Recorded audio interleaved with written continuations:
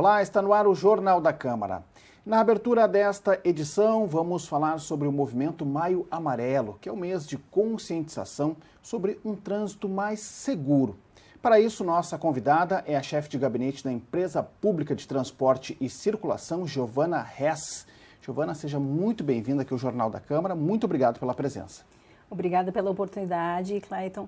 É um prazer estar aqui, a gente poder reafirmar as ações, né, do município, do poder público e poder falar um pouco sobre um tema que é extremamente importante internacionalmente, nacionalmente e principalmente no âmbito do município, que é onde as coisas acontecem. Perfeito, e é bem nesse sentido, né, Giovana, que é um tema que ele é parte do nosso dia a dia. Tanto como pedestre, tanto como motorista, ciclista, motociclista, né? Então afeta a todos nós de alguma forma, né? Exatamente. A gente tem que pensar, né, que quando nós saímos de casa, quando nós, né, seja a forma que nós nos locomovemos, né, se nós estamos num veículo automotor, se nós estamos como pedestre, como ciclista, né, que nós temos que lembrar que nós fazemos parte de um todo, né, que nós precisamos ver e ser vistos, né.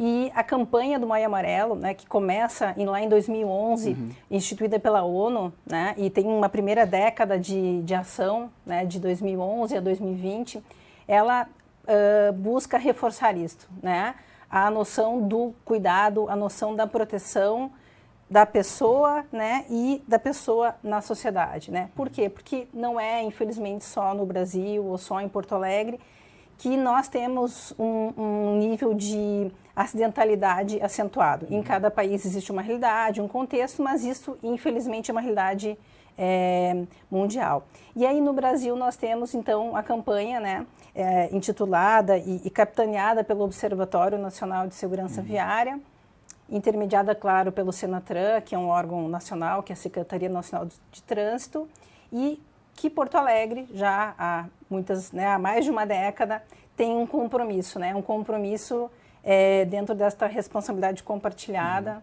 né, da população, da sociedade civil, né, do poder público, de trazer, né, essa consciência de cuidado e de situações de perigo no trânsito. Né? Certo. E o tema desse ano, ele é significativo, né? Porque, na verdade, é isso, né? No trânsito, escolha a vida, né? Exatamente. Então, é a direção defensiva, é o cuidado, é a atenção, paciência, né?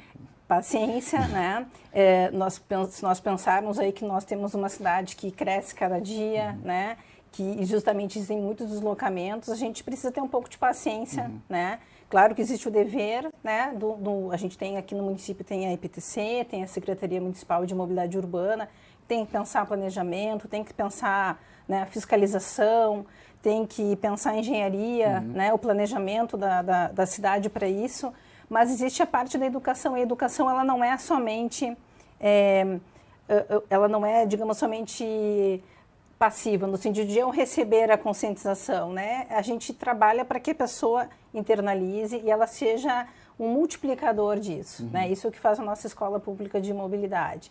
É fazer esse compartilhamento, fazer com que eu me perceba como agente, né? E que eu me perceba como, espero que não aconteça como vítima, claro, né? Mas eu como uma pessoa que pode estar sujeita a um risco, mas que eu, infelizmente, possa criar algum risco por algum descuido, né? Então, a gente trabalha nesses dois sentidos. Porque né? em algum momento a gente é um ator do trânsito, isso não tem... A gente é sempre. Sempre, né? Vamos dizer assim, sair da minha casa para colocar o lixo na calçada. Eu já sou um ator do trânsito, né? Porque nós temos lá o veículo automotor, veículos mais pesados, temos ônibus, temos ciclistas, temos a pessoa que está andando lá com o seu...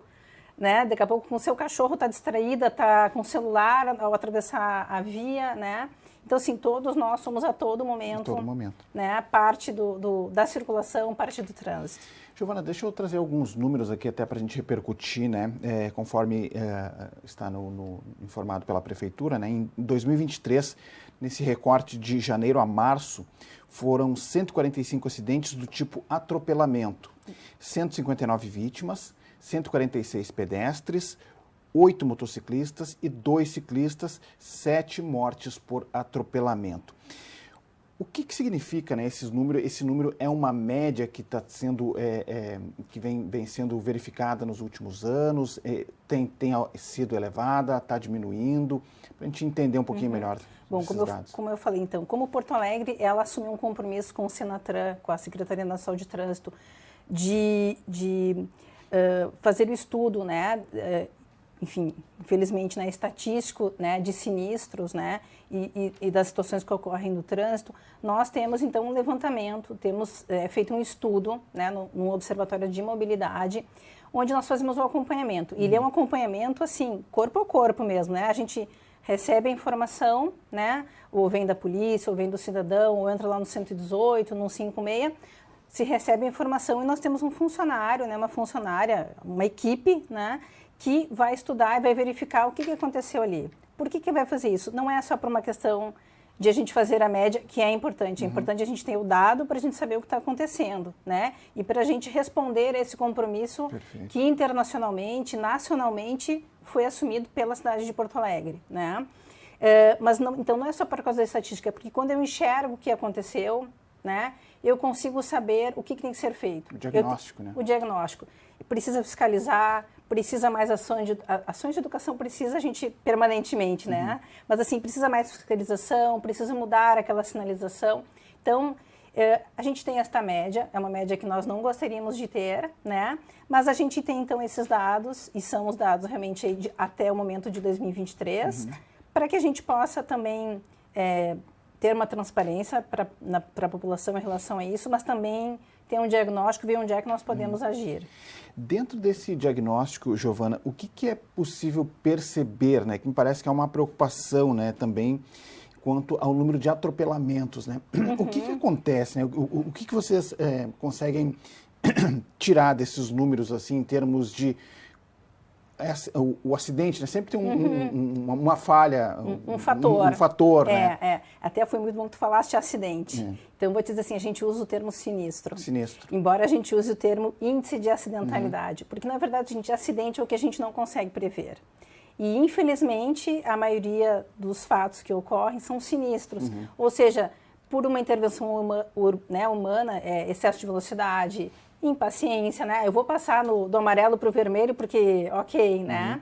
E às vezes também uma falta de percepção de quem está usando de outros meios de locomoção, né, na via. Então pode ser desde alguém que, eu acho que eu consigo atravessar fora da faixa, vai dar tempo, né? E aí o motorista, ele também não tem a mesma... Não estou defendendo aqui, né? Nem dando uma desculpa, acho que todos nós temos que ter um cuidado. Mas existem fatores, então, como excesso de velocidade, excesso de confiança e, né, comportamentos que são, né, psicossociais, digamos assim, no sentido de que eu vou conseguir, né? E na verdade, sim, na dúvida, vamos parar, vamos esperar um pouquinho, espera fechar o semáforo, né, atravessa na faixa, né, fazer esse tipo de... Então, o atropelamento, infelizmente, isso é o excesso de velocidade, às vezes também um outro dado que a gente tem que é o excesso de velocidade, a ultrapassagem em local proibido, né, ou por uma faixa que não é, né, em vez de ser da esquerda, é pela direita, né, ou infelizmente às vezes, por exemplo, o pedestre está, né, já tivemos alguns casos assim que o pedestre está atravessando na faixa e ele esquece que pode vir um ciclista entre os carros, né, ou um motociclista entre os carros e ele não vai enxergar isso, né. Então, a gente também vê, assim, algumas coisas que, né, o pedestre fica um pouco, digamos assim, suscetível, né? Porque ele não está esperando que vai vir alguém entre os carros ou que vai vir, né, uma situação diversa. Preocupação também com os idosos, né, que tem uma locomoção mais lenta também, né? Então... Exatamente. E uma das nossas ações permanentes, não só durante o mês de maio, é inclusive uma roupa, né? É uma campanha de empatia, né? Em que a pessoa, por exemplo, no nosso circuito, lá na nossa programação, ela coloca uma roupa mais pesada, vou dizer mais ou menos assim, né, com todo o detalhe, não. Mas assim, ela coloca uma roupa mais pesada para ela ter a sensação de como ela será quando ela for idosa. Para ela também ter a noção, né? De como é, né? Tipo, não vai dar tempo, né?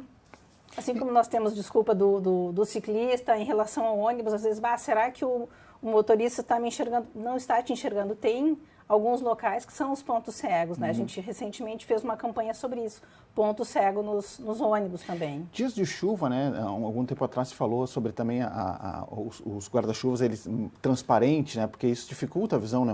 Aqueles mais os pretos, né?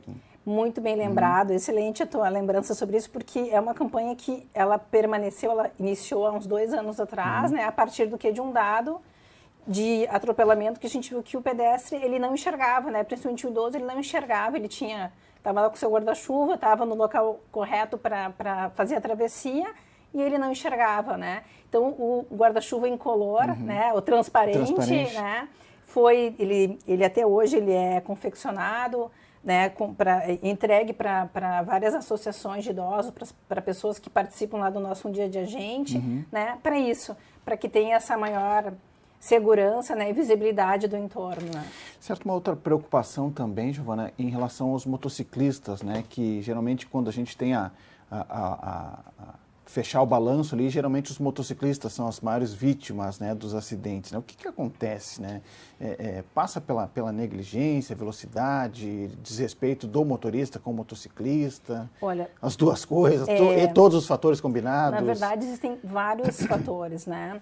Mas existe também o que a gente tem visto, pelo menos nos números que a gente tem agora de 2023, que são pessoas que não estão nem habilitadas para estar dirigindo uma motocicleta. Então, não tem o cuidado, não tem normas de regulamentação, né, normas para circulação, e com isso fazem realmente condutas que são de risco, né, situações de riscos como ultrapassagens, ou alguns fatores, por exemplo, são a própria questão mecânica do equipamento, né, da moto não estar em condições, estar com um pneu ali que não está em condições, um freio, e aí também são algumas questões mecânicas, às vezes. Então, assim, seria excesso de velocidade, a própria questão da manutenção do veículo, né, da motocicleta, né, a ausência de CNH, né, e isso a gente já tinha enxergado há algum tempo atrás e estamos trabalhando no Motociclista Seguro, né, temos uma empresa amiga da IPTC também, que se trabalha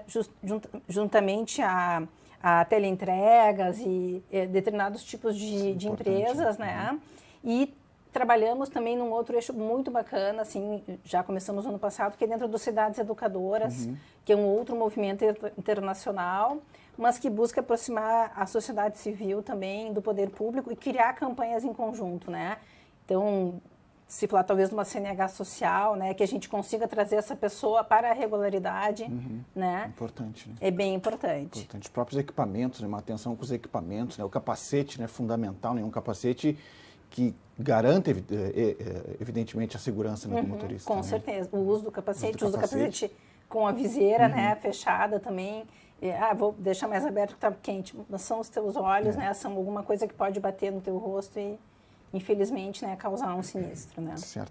Giovana, a gente falou no início aqui do programa também sobre a questão, né, do próprio estresse, né, da paciência, né, ou da falta de paciência, né, que gera muitas vezes até uma certa agressividade no trânsito, né? Como trabalhar também essas questões que parecem um pouco mais subjetivas, mas nem tanto, né? Porque isso também influencia no dia a dia do trânsito, da movimentação, especialmente das grandes cidades, né? Que tem um trânsito mais intenso, mais conturbado, final de tarde, por exemplo, horário de pico, né? Sim. Deixa eu dizer assim, acho que para nós, enquanto órgão executivo de trânsito, assim, a gente precisa pensar um pouquinho mais macro, porque a gente não consegue, às vezes, entrar no detalhe daquele indivíduo, né? Então, a gente tem que conversar nesse nível, né? Claro. De paciência e de empatia com o outro, né? De pensar que se eu quero chegar logo ao meu trabalho, tem outra pessoa que também quer chegar, se alguém quer buscar o filho na escola, né? Não rapidamente, é o único, né? também. Mas aí vamos pensar assim, né? Vou estacionar em fila dupla? Não, né? Uma criança pode não ver o veículo, né? E, então, eu acho assim que a questão do comportamento, né? Embora o órgão, o poder público, ele não consiga, pelo menos sozinho, né? A gente está avançando para isso, entrar em algumas minúcias, alguns detalhes, a gente busca fazer lá com a Escola Pública de Mobilidade também uma abordagem, né? Disso, de ter mais paciência, né? Sempre a paciência aliada ao risco, né? Vale a pena a pressa em relação ao risco que eu vou correr, né? Então, a gente tem que fazer uma abordagem um pouquinho mais genérica, porque a gente, às vezes, não consegue entrar realmente na vida daquele indivíduo, né? E nem pode tanto, né? Se busca uma questão mais macro aí, né? Incentivar um espírito mais coletivo. Mais né? coletivo, exatamente. Geral, assim. Exatamente. Giovana, para a gente encaminhar aqui o encerramento da nossa entrevista, a EPTC também vai realizar nesta quinta-feira, né, uma ação no Largo Glênio Pérez, né, para chamar a atenção justamente dessas questões aí com manequins, né, para simular, né? Exato. Fazer uma simulação. Então, aí é até mais um exemplo de responsabilidade compartilhada aí desse movimento que é o Maio Amarelo, porque nós vamos começar amanhã no Largo Glênio Pérez, das 8 horas às 16 horas, vamos ter manequins, né, uma campanha bem visual, né, uma campanha para realmente chamar a atenção das pessoas, né, do cuidado, da proteção, que é o laço aqui do Maio Amarelo. E vamos ter também uma artista plástica, né, que está trabalhando conosco com alguns resíduos de veículos que foram sinistrados, enfim, então transformando tudo aquilo que é, digamos assim, que foi ruim em alguma coisa boa de conscientização, né, que é a Carmen Seibert. Então agradecer a ela também essa parceria. Perfeito. Né, e vamos estar esperando a população. Este, na verdade, é o primeiro, né, a abertura da campanha em Porto Alegre, e ao longo do mês nós vamos ter mais dois movimentos importantes, além de todas as ações que nós já fazemos, que é uma caminhada com os idosos, né, oportunamente nós vamos então trazer, né, para as datas, e também o circuito urbano, né, que é o momento em que a gente coloca as pessoas para uma experiência de risco controlado, né, com um simulador de capotagem, com um simulador de resgate, né, para que as pessoas que espero que não passem por isso, mas que se passarem possam ter um pouco mais de cuidado, né? Para tocar mesmo, né, sentir na pele, né, ter a experiência, exatamente. Como seria, e aí provocar essa questão do cuidado, né, mais amplo. Exatamente. Giovana Hess, chefe de gabinete da EPTC, quero agradecer aqui pela presença no Jornal da Câmara, muito obrigado pela entrevista. Palavra final aqui para recado, né, aos nossos telespectadores. Tá bem, então novamente agradecer essa oportunidade, e eu gostaria de pedir a todos que a gente sempre pense na questão de uma percepção de autocuidado, né? Que quando nós saímos à rua, né, mesmo que a gente não esteja num veículo automotor, que a gente esteja em outro tipo de veículo, né, a gente esteja caminhando, né, seja no momento de ir ao trabalho ou não, que a gente tenha essa percepção de autocuidado, de a gente se cuidar, de a gente procurar ser visto e procurar ver o outro, né? Se a gente começar por aí, já é um bom caminho. Tá certo, tá dado o recado, né? Giovana, muito obrigado. Mais uma vez, um bom trabalho para a senhora e para toda a equipe da EPTC. Muito obrigada, novamente. Tá certo. Seguimos agora com informações do Legislativo. Vamos falar das comissões permanentes que se reuniram nesta terça-feira. Na Comissão de Direitos Humanos, mães de filhos com o transtorno do espectro autista reclamaram da falta de tratamento especializado na rede básica de saúde da capital e também do déficit de monitores nas escolas especiais de Porto Alegre. Um novo encontro com representantes do gabinete do prefeito deve ocorrer no final do mês. Érica, presidente da ONG Angelina Luz, relatou que a filha com autismo espera desde 2018 por atendimento especializado na rede de saúde. E assim muita família dentro do projeto, com crianças crescendo, passando por podas neurais, sem acesso a intervenções terapêuticas. E aí eu sempre questiono do que vale a lei do diagnóstico precoce, se junto com ele não tem as intervenções terapêuticas. Conforme estas mães, também é preciso de uma capacitação contínua dos profissionais de saúde para atender de forma correta as crianças com autismo. Não adianta a criança voltar dopada, e quando ela volta dopada, os pais também se assustam, porque a criança volta em condições degradantes para qualquer ser humano. E os pais também ficam preocupados e acionam novamente o serviço de saúde, porque eles também não sabem o que fazer, porque aquele não é o filho deles. Desde a porta de entrada até o atendimento, não existe essa capacitação. Tá? E eu não tenho mais o que dizer para essa mãe além disso. Chama a brigada, porque só assim se resolve. Precisa isso? Por que quem atende ali, quem faz o boletim, ele não sabe da lei? Precisa chegar a esse extremo o tempo inteiro, e é o tempo inteiro, gente. Eu faço muito isso, muito. O vereador Alvani Medina, do Republicanos, disse que realizou um pedido de informação para a Secretaria Municipal de Saúde sobre o tempo de espera para uma consulta de pacientes com autismo. A pasta afirmou que o tempo varia de acordo com o grau de autismo. Classificação com prioridade 1. 233 dias, 7 meses. Classificação prioridade 2, 835 dias, 2 anos e 4 meses. A representante da Secretaria Municipal de Saúde, que participou da reunião da SEDECOM, disse que reconhece a luta das mães e que vai levar as solicitações para a pasta. Outra demanda trazida no encontro é a falta de monitores e banheiros adaptados nas escolas especiais da capital. Segundo o diretor da Escola Municipal Especial Lucena Borges, localizada no Jardim Itu, a verba recebida pela instituição não é suficiente para custear a construção de um banheiro adaptado. A escola recebe R$ 19 mil por trimestre para utilizar em todas as despesas. E sabemos que banheiro adaptado, espaços com trocador para crianças maiores, para adolescentes, porque às vezes a gente tem, crianças e adolescentes que necessitam trocar uma fralda e precisam, por exemplo, nós estamos com uma menina que ela precisa ser deitada, ela não consegue fazer em pé essa troca de fralda, isso a desorganiza. Sobre os monitores, o diretor informou que atualmente a escola só conta com 2 profissionais para mais de 12 turmas. A coordenadora de Educação Especial da SMED argumentou que a solução passa por um trabalho mais amplo. Sabemos da demanda do nosso desafio, que é a demanda de monitores, mas também digo para vocês que não acredito só que simplesmente o monitor lá vai ser a solução para nós. Eu posso colocar 2 por sala e nós não teremos a solução. Porque nós também temos que trabalhar muito com esse profissional que está lá. Este aluno, eu repito isso, ele é de todos dentro da escola. E antes de chegar um diagnóstico, antes de chegar uma criança autista, chegou uma criança na escola. Sobre a construção do banheiro adaptado, a coordenadora observou que a escola precisa fazer o pedido para a prefeitura. A direção da Lucena Borges rebateu e afirmou que a demanda é antiga. Proponente da reunião da SEDECOM, o vereador Cassia Carpes enfatizou a necessidade de que a legislação seja cumprida.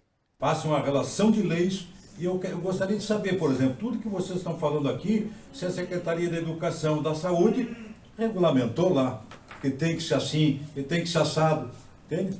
Então isso é muito importante é para nós, porque o que é regulamentar?